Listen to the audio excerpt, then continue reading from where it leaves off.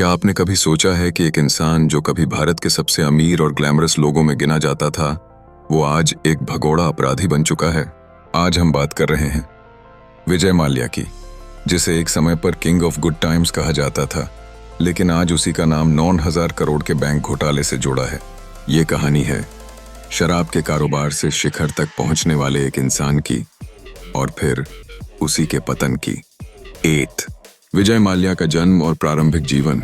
विजय माल्या का जन्म 18 दिसंबर 1955 को कोलकाता में हुआ था। उनके पिता का नाम था वित्तल माल्या, जो खुद एक सफल उद्योगपति थे। विजय ने अपनी प्रारंभिक पढ़ाई कोलकाता के लॉरेटो स्कूल और बाद में ला मार्टिनियर स्कूल से पूरी की। इसके बाद उन्होंने कोलकाता यूनिवर्सिटी से कॉमर्स में डिग्री ली और 28 साल की उम्र में यूबी ग्रुप यूनाइटेड ब्रूअरीज के चेयरमैन बन गए। तो बैड 2 शराब के बादशाह की पहचान। विजय माल्या ने अपने पिता के बिजनेस को सिर्फ संभाला ही नहीं, बल्कि उसे एक नया आयाम भी दिया। उन्होंने कई शराब ब्रांड्स जैसे कि किंगफिशर, मैकडॉवेल्स नम। माल्या सिर्फ बिजनेसमैन ही नहीं, बल्कि एक राजनेता भी रहे। वे कर्नाटक से राज्यसभा सांसद भी बने। राजनीति में उन्होंने अपने प्रभाव का खुलकर इस्तेमाल किया। उन्होंने खुद को एक ग्लैमरस टाइकून की तरह प्रस्तुत किया। Private jets, yacht, Bollywood stars और फॉर्मूला 1 टीम के मालिक के रूप में। 4 किंगफिशर एयरलाइंस की शुरुआत। साल 2005 में विजय माल्या ने किंगफिशर एयरलाइंस की शुरुआत की। उनकी एयरलाइंस भारत में पहली बार लग्जरी फ्लाइंग का अनुभव लेकर आई। फ्लाइट में HD स्क्रीन, मॉडल्स जैसी एयर होस्टेस, बिजनेस क्लास का अनुभव। किंगफिशर एयरलाइंस ने शुरुआत में तेजी से ग्रोथ की, लेकिन कुछ ही सालों में इसकी हालत खराब होने लगी। 5 घाटा, कर्ज और गिरावट की शुरुआत।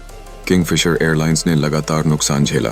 तेल की कीमतें बढ़ीं, ऑपरेटिंग कॉस्ट बढ़ी और प्लानिंग खराब हो गई। इसी दौरान माल्या ने दूसरी स्ट्रगलिंग एयरलाइंस एयर डेक्कन को भी खरीद लिया। उन्हें पैसे की जरूरत थी और यहीं से उन्होंने बैंकों से लोन लेने शुरू किए। लगभग 77 बैंकों से 9,000 करोड़ रुपए का लोन लिया गया। SBI, IDBI, Punjab national bank और कई अन्य।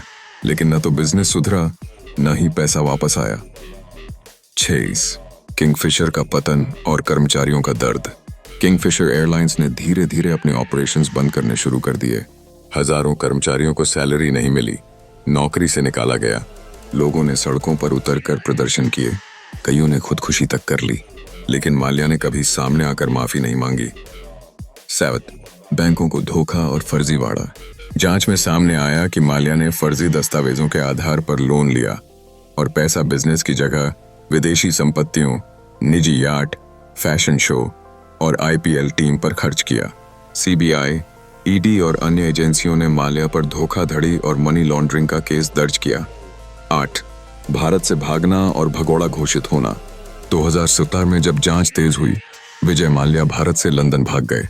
उनके खिलाफ लुकआउट नोटिस पहले LOC थी, लेकिन बाद में डाउनग्रेडेड कर दी गई, जिससे उन्हें आसानी से बाहर जाने का मौका मिला।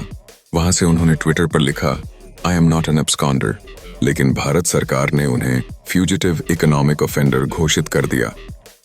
9 कानूनी लड़ाई और प्रत्यर्पण की प्रक्रिया। भारत सरकार ने UK सरकार से माल्या को एक्स्ट्राडाइट प्रत्यर्पण करने की मांग की। UK की अदालत ने 2018 में भारत के पक्ष में फैसला दिया, लेकिन माल्या ने हाई कोर्ट में अपील की। आज तक वह UK में रह रहे हैं और कहते हैं कि उन्होंने कुछ गलत नहीं किया। 10 जनता और बैंकों का नुकसान। इस घोटाले से न सिर्फ बैंकों को घाटा हुआ, बल्कि देश के टैक्स पेयर्स का पैसा भी डूबा। यह केस भारत की आर्थिक न्याय प्रणाली पर बड़ा सवाल बन गया। यह कहानी सिर्फ विजय माल्या की नहीं है।